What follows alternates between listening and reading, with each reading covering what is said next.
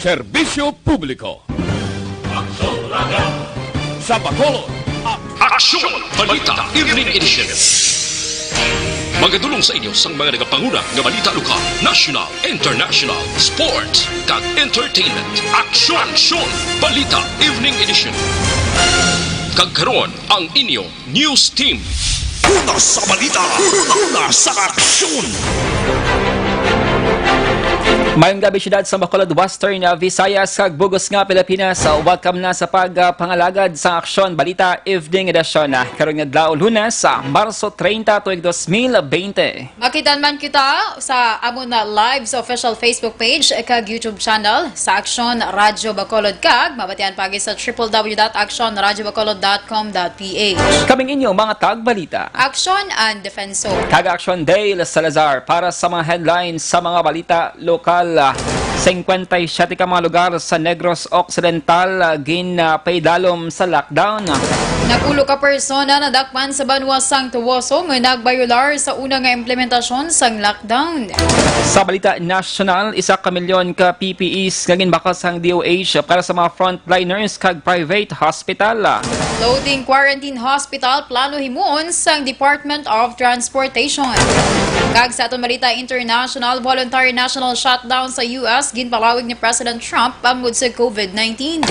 Sa sports balita, Celtics guard nga si Smart nagnegatibo na sa COVID-19. Kag sa aton balita entertainment, Grammy Award winner Joe Duffy nagtaliwan bangod sa COVID-19.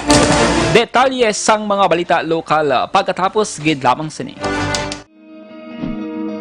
Para labanan ang banta ng COVID-19 sa ating bansa, mahalaga ang kooperasyon ng bawat isa. Ang pananatili sa loob ng bahay ay isa sa pinakasimple pero pinaka-epektibong paraan para hindi kumalat ang virus. Kunwari, ikaw ang tuldok na ito. Malusog ka at malakas. Lumabas ka ng bahay. Ang hindi mo alam, may nakasalamuha ka ng may COVID-19. Tandaan, mahirap malaman kung sino ang may virus, pero madali itong maipasa sa iba. Pwedeng naipasa na pala niya ang virus sa iyo nung umubo siya o bumahin. O baka naman ay nahawa na dahil humawa kayo sa parehong bagay na kontaminado. Ngayon ay mayroon ka na rin COVID-19. Isa ka ng carrier na makakahawa sa iba.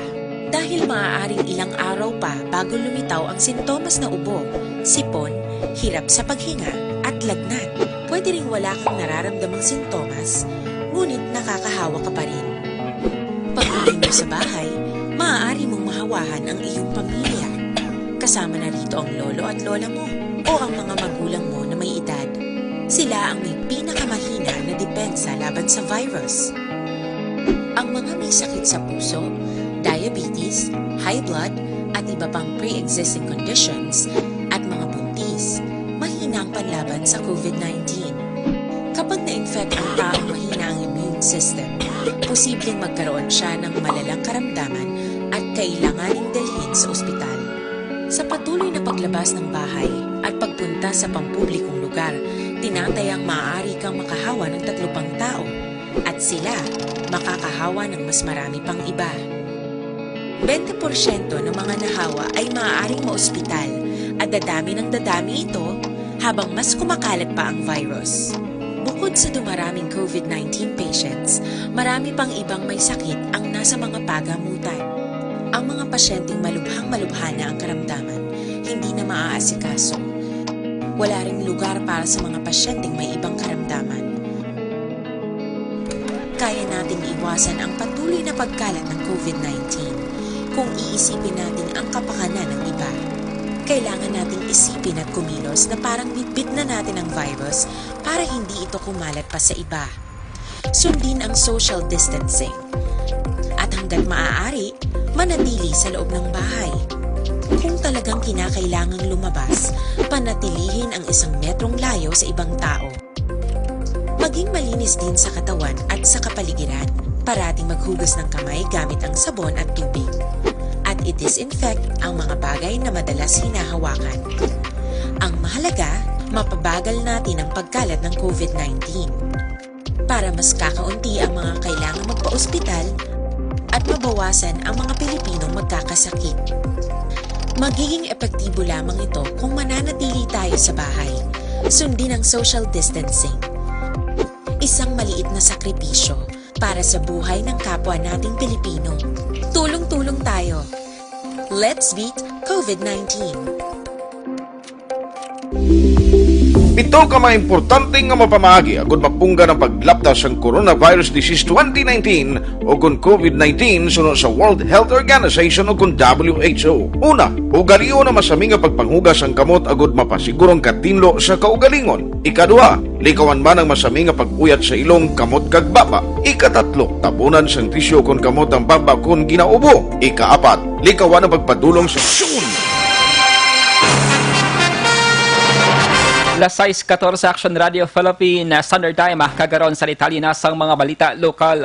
Ginrekomendar nga ipidalom sa hot zone o kon extreme community quarantine ang 58 ka mga lugar sa probinsya ng Negros Occidental matapos kinaka-record sa mga persons under investigation o kon PUI. Sulod kay Negros Occidental Governor Eugenio Salazar, ang mga lugar ang sakop sang 13 ka mga banwa kag syudad sa probinsya. Sunod sa gobernador, iningatikang ang ginhimo agud mapunggan ang paglapta pa sang COVID-19. Ang local government unit nga natungdan hamo ang magahimo sang tikang agud epektibo nga mapatuman ang hot zone. Sa idalom sang hot zone, tanan nga pribilehiyo kang isang quarantine pass ang suspendido. Mag-umpisa man ang hot zone depende sa kung saan oy ni ipatuman sa kada LGU. Apang gin-aplar ni Dakson nga tempranuhon ang pagpatuman. And there are different puruks or barangays or even haciendas. So there's quite a number now that is being recommended as a hot zone. Dapat yan si Negros Occidental Governor Lacson. Umpisa sa bungadlaw Lunes, Marso 30, 2020, ginpatuman sa gobyerno provincial sa Negros Occidental ang skeletal workforce sa Kapitolyo kag work from home scheme sa mga empleyado sini nga nagapauli sa gwa sa syudad sa Bacolod. Sunod kay Progressive Alliance of Capital Employees spokesman Renelo Lastiere, ining ang nasaad sa ginpermahan nga Executive Order 20-20 ni Governor Eugenio Salazar nga nagapaydalom sa bugos nga probinsya sa Enhanced Community Quarantine. Iningatikang ang makabuli agud nga mapanubo ang kadamuon sa mga tawo nga nagatrabaho kag manikawan ang COVID-19 exposure sa mga empleyado nga may problema sa ikaayong lawas. Samtang nagsaka na sa 18 ang kompirmado nga kaso sang COVID-19 sa bugos nga Western Visayas. Hini matapos may bago nga duwa ka COVID-19 cases ang na-record. Base man sa Medical Bulletin number 6 nga gin-issue sang DOH Region 6 subong nga hapon.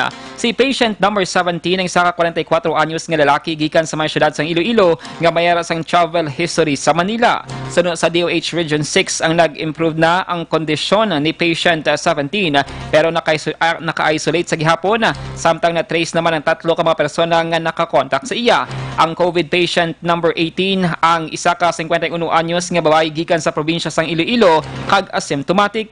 Si patient 18 ang may close contact sa may COVID-19 patient number 284. Sa kabugusan, ang Western Visayas ang may sang 18 ka mga COVID-19 cases. 3 ang yara sa Aklan, isa sa Capiz, 4 sa probinsya sang Iloilo, isa sa Negros Occidental, 4 sa Bacolod City o kung 5 sa Bacolod City kag 2 sa may syudad sang Iloilo.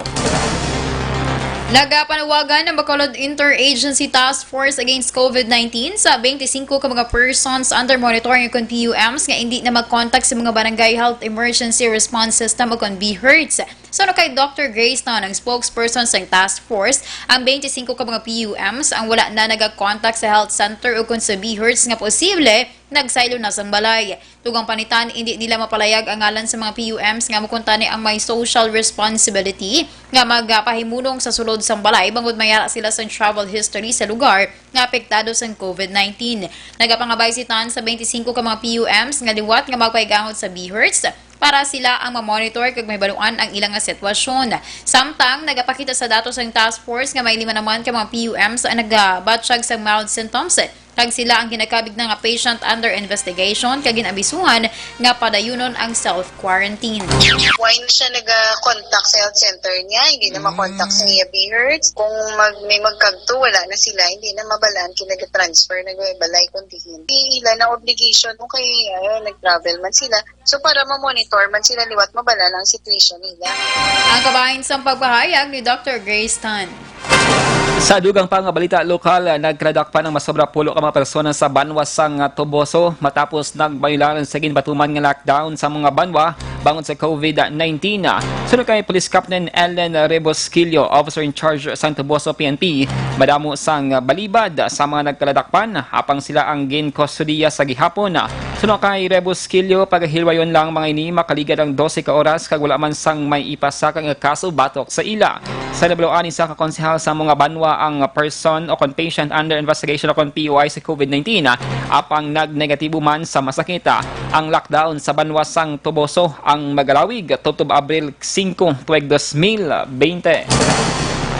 Sa katapusan nga balita lokal, ginklaro na DEI Negros Occidental Head Rachel Nofable nga may ara sang ginpagwa nga permit ang ilataltapan para sa mga delivery trucks nga nagakarga sa bulong kag mga grocery supplies. So, kay Nofable, base sa ilang na record, tinalikdan nga si Mana naglabot na sa kapin 200 ka mga permits ang ilagin aprumahan base man sa guidelines ng pagwa sang Interagency Task Force. Dugang pa ni Nofable, may ara sang individual nga permit ang tag sa mga units ng delivery trucks agad mangin mahapos ang pag-inspeksyon sa mga otoridad.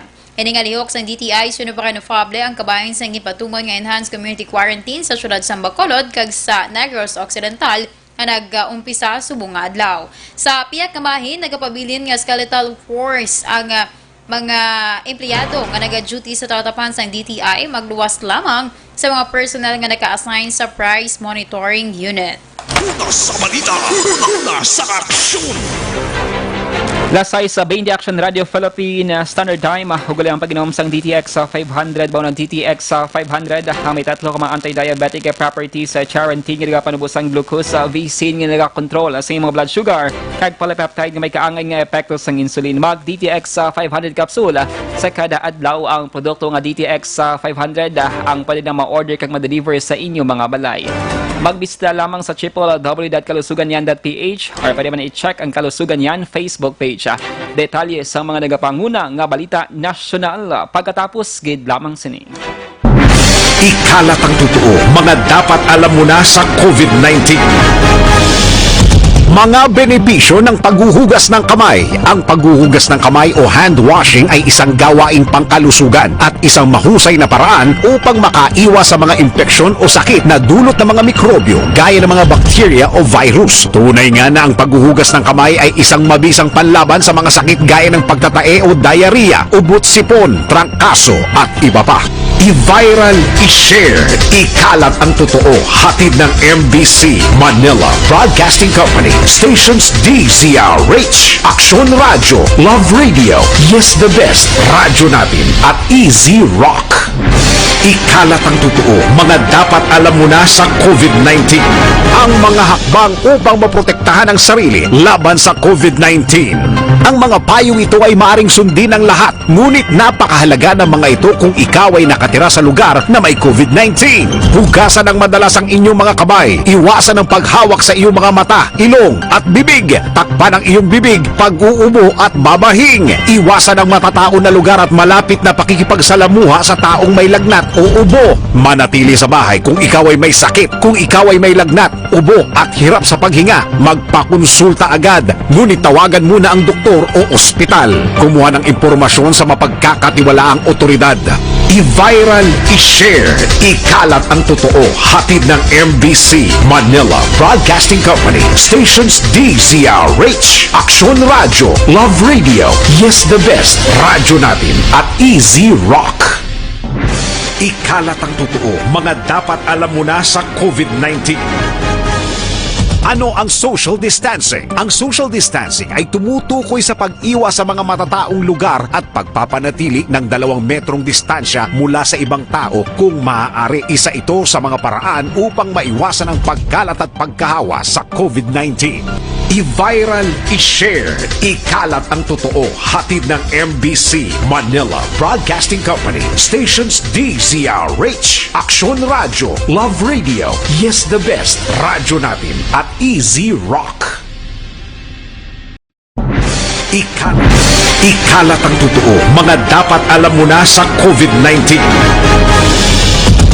Halimbawa ng mga sitwasyon kung saan kinakailangan sundin ang social distancing, pagbiyahe gamit ang pampublikong transportasyon, pagpasok sa mga public office tulad ng post office, bangko at grocery store, pakikipag-socialize sa mga public settings o pag-attend sa mga kaganapang dadaluhan ng maraming tao.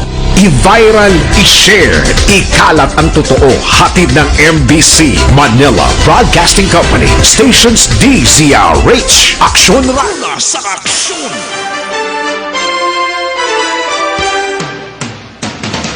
Lasay sa 24 Action Radio Philippine Standard Time, kagaron sa detalye na sa mga balita nasyonal. Ginahulat na lang sang DOH ang pag-abot sang ginbakal nga personal protective equipment akon PPEs. 1 milyon ka PPE sets ang ginbakal sang DOH kinagabalo sang 1.8 billion pesos kagi pagamit sa mga health workers. Ang kada set sang PPE ang ginabugusan sang headgear, goggles, N95 mask, gloves, apron, kagaon. Suno kay Health Secretary Francisco Duque III, ihatag ang PPE sa government hospitals. Sa tiyon nga matagan na sang PPE sa mga public health workers, ang private hospitals naman ang masunod nga paghahatagan. Samtang mayara sang 275 billion pesos ng gamiton para sa ibulig sa mga health workers sa idalom sang bayanihan law nga ginpermahan ni Presidente Rodrigo Duterte. Nagsaka na sa 1,546 ang kaso sa nagpositibo sa COVID-19 sa Pilipinas. Sa virtual briefing sa Department of Health subong hapon, ginpahayag ni Health Undersecretary Maria Rosario Vergere nga nadugangan subong adlaw sang 128 ang positibo nga kaso sa masakit, kag nagsaka naman sa 78 ang napatay matapos nadugangan sang 7.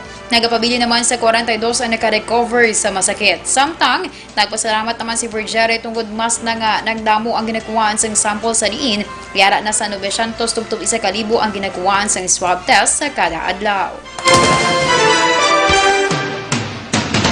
Sa dugang pang mga balita national, padayon sa karon nga nagapakig-angot ang Department of Transportation o DOTR sa mga private ship owners sa pungsod angot sa plano nga pag-set up sang floating quarantine hospitals para sa mga COVID-19 patients. Suno kay DOTR Secretary Arthur Tugade, nagpadalay ni isang sulat kay Senador Francis Tolentino sang Marso 26 sa iyagin pahayag nga dapat i-convene ang mga opisyal sang DOTR para talakayon ang pag-operar sang private passenger vessels o kon pag-usar sang PCG vessels. Ginpathaga ni Tugade sa Section 4 sang Bayanihan to Heal as One Act, si Presidente Rodrigo Duterte ang may poder nga mag-operar sa anuman nga privately owned passenger vessels nga temporaryo nga magserbe nga medical facilities. Suno kay Tugade, nagtanyag ng Philippine Coast Guard nga mag-supervise ang vessels sa mag-deploy sang PCG doctors ag nurses nga magbulig sa mga existing nga medical health workers. Una nga nagrekomendar si Senador Tolentino nga mag-deploy isang kapin 3 ka mga hospital ships sa Luzon, Visayas, kag Mindanao. Ginaprobahan sa Food and Drug Administration ang paggamit ng 5 ka rapid test kits para sa pagdetect ng COVID-19. Sunod sa FDA, ang nasambit nga test kits ang registered for use sa mga pungsod nga mayara sa masaligan nga regulatory agencies kangay sa China kag Singapore. Ang pinaka-latest sa 17 PCR-based test kits ang ginaprobahan for commercial use, kag ini nga kit ang sarang nga makadetect sa virus sa sulod lamang sang 5 ka minutos. Ginpangabay naman ni FDA Director General kag Health Undersecretary Eric Domingo sa local government officials, heads of agencies, hospitals kag pribado nga mga kompanya nga maghalong sa pag-usar sang rapid test kits, magpabulig sa doktor para sa testing kag tudluan ang pasyente sa pag-interpret sang resulta. Una sa balita, una sa aksyon. Lasay sa 27 Action Radio Philippine Standard Time, detalye sa balita international, sports kag entertainment. Pagkatapos, gid lamang sini. Pito ka mga importante nga mapamagi agud mapungga ng paglaptas ang coronavirus disease 2019 o kung COVID-19 sunod sa World Health Organization o kung WHO. Una, ugalion na masami nga pagpanghugas ang kamot agud mapasigurong katinlo sa kaugalingon. Ikadua, likawan man ang masami nga pag-uyat sa ilong kamot kag baba. Ikatatlo, tabunan sang tisyo kon kamot ang baba kon ginaubo. Ikaapat, likawan ang pagpadulong sa mga lugar nga masami ginatipunan sang publiko. Ikalima, magtiner sa puluyan kung hindi mayong kondisyon sang lawas ilabi na kung nagabatyag sang hilanat kag ubo. Ikaanom, kung nag-eksperyensya sa hilanat ubo o kung kabudlayan sa pagginawa. Gilayon nga magpakonsulta kung magpangayo sang panugyan gikan sa isa ka doktor. Ikapito, tingwaan nga mangin updated sa balita kag mga informasyon angot sa COVID-19. Ini nga pahanumdom ang ginatulong sa inyo sa kalwan sang World Health Organization, Department of Health kag Aksyon Radio Bacolod. Para labanan ang banta ng COVID-19 sa ating bansa, mahalaga ang kooperasyon ng bawat isa. Ang pananatili sa loob ng bahay ay isa sa pinakasimple pero pinaka-epektibong paraan para hindi kumalat ang virus. Kunwari, ikaw ang tuldok na ito. Malusog ka at malakas. Lumabas ka ng bahay. Ang hindi mo alam, may nakasalamuha ka ng may COVID-19. Tandaan, mahirap malaman kung sino ang may virus, pero madali itong maipasa sa iba. Pwedeng naipasa na pala niya ang virus sa iyo nung umubo siya o bumahin. O baka naman ay nahawa na dahil humawa kayo sa parehong bagay na kontaminado. Ngayon ay mayroon ka na rin COVID-19. Isa ka ng carrier na makakahawa sa iba. Dahil maaaring ilang araw pa bago lumitaw ang sintomas na ubo, sipon, hirap sa paghinga at lagnat. Pwede ring wala kang nararamdamang sintomas, ngunit nakakahawa ka pa rin. Pag-uwi mo sa bahay, maaari mong mahawahan ang iyong pamilya. Kasama na rito ang lolo at lola mo o ang mga magulang mo na may edad. Sila ang may pinakamahina na depensa laban sa virus. Ang mga may sakit sa puso, diabetes, high blood, at iba pang pre-existing conditions at mga buntis, mahina ang panlaban sa COVID-19. Kapag na-infect ang taong mahina ang immune system, posibleng magkaroon siya ng malalang karamdaman at kailanganing dalhin sa ospital. Sa patuloy na paglabas ng bahay at pagpunta sa pampublikong lugar, tinatayang maaari kang makahawa ng 3 pang tao at sila makakahawa ng mas marami pang iba. 20% ng mga nahawa ay maaaring maospital at dadami ng dadami ito habang mas kumakalat pa ang virus. Bukod sa dumaraming COVID-19 patients, marami pang ibang may sakit ang nasa mga pagamutan. Ang mga pasyenteng malubhang-malubha na ang karamdaman, hindi na maaasikaso. Wala ring lugar para sa mga pasyenteng may ibang karamdaman.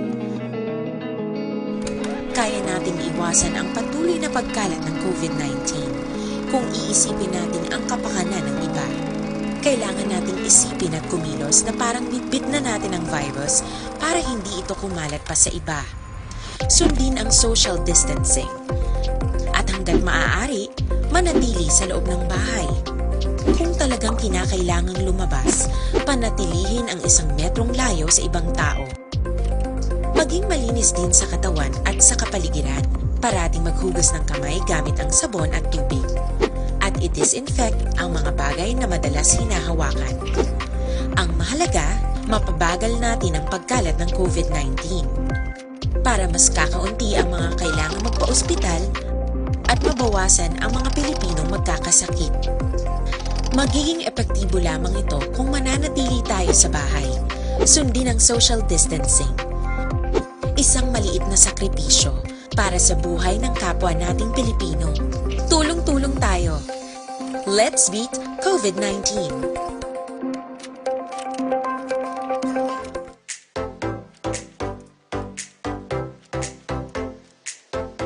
Mga ka-aksyon, madapos ang Sa balita, una sa aksyon! Tag sa atong balita international, ginpalawig pa ni US President Donald Trump ang papatuman sang voluntary national shutdown sa isa pa kabulan bangod sa pandam sang COVID-19. Ini matapos ang rekomendasyon sa mga health expert kag pagtuon nga nagasiling nga mahimo maglambot sa masobra 1,200,000 ang patay tungod sa sakit. Aminado si Trump nga magkakulubaan ang nasambit nga kadamuon. Una nga ginpatuman ni Trump ang 15 kaadlaw nga social distancing guidelines. Bangod sa desisyon ni Trump nga palawigon ang guidelines, magalawig ini tungtub Abril 30. Una sa balita, una sa aksyon! Sa sports balita, nag-negatibo na sa COVID-19 si Boston Celtics guard Marcus Smart. Pulo kada matapos ginag-positibo sa coronavirus.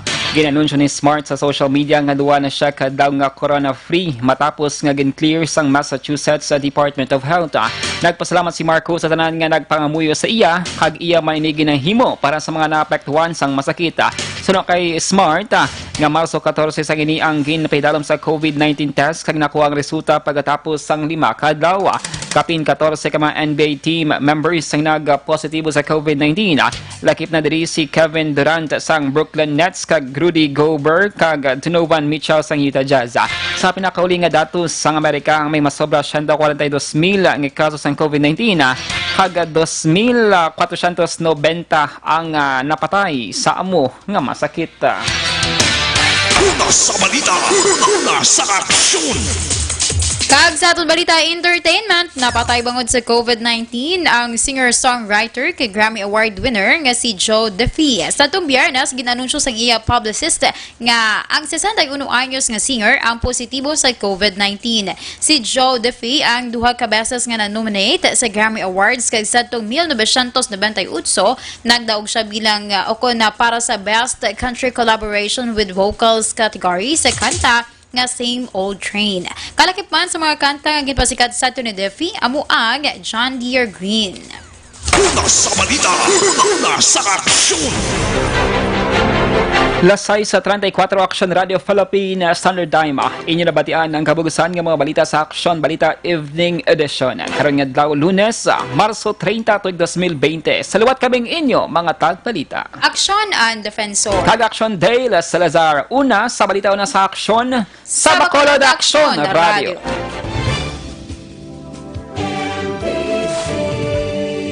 Manila Broadcasting Company.